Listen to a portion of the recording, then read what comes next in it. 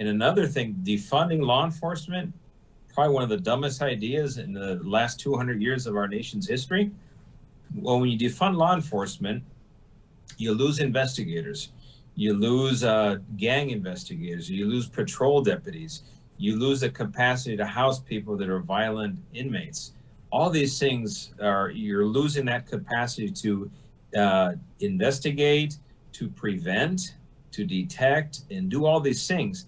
And with that comes a consequence, because now the criminal element realized, wow, there's less people holding me accountable. The consequences are lower because now I have a very permissive DA under the banner of progressivism, that he's not going to hold anybody accountable for anything. And that encourages the criminal element to, hey, I can do more now. I'm not accountable to anybody and there's nothing holding me back. And you're seeing it. Look at property theft rates. It's gotten so bad to the point now that people are not even bothering reporting petty thefts, beer runs, and things like that. But you'll have some people be disingenuous and say, oh, look at our theft rates are down in spite of Prop 47, when it's absolute nonsense. People that just gave up reporting on it because it served no purpose.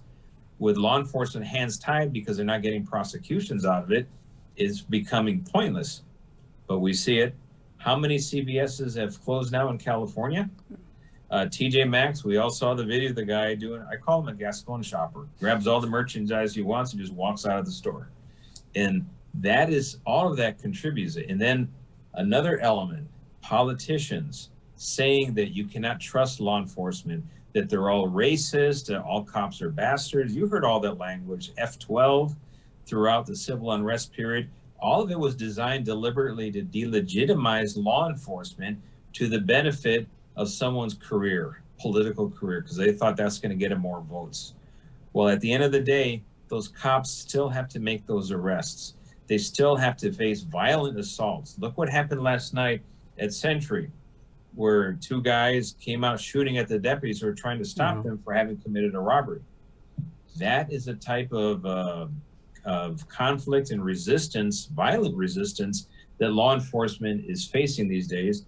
And some of it can go right back to the hands of our fearless elected politicians being shameless and just being politicians and not leaders. So with regards to crime, Sheriff, given all these challenges and everything you and your deputies have to deal with, how then do you fight crime and try to get those numbers to decrease? Well, again, with our department, we lost $145 million in the previous fiscal year. The fiscal year that just ended, we lost another $145 million. This fiscal year, we're facing a deficit of $114 million, budget cut. We lost 1,400 positions. So now we're really scrambling to make ends meet and keep enough deputies out there in the field and enough investigators handling their cases. But their caseload is becoming staggering. Our homicide investigators' clearance rate when they solve a case is now dropped down to 35%.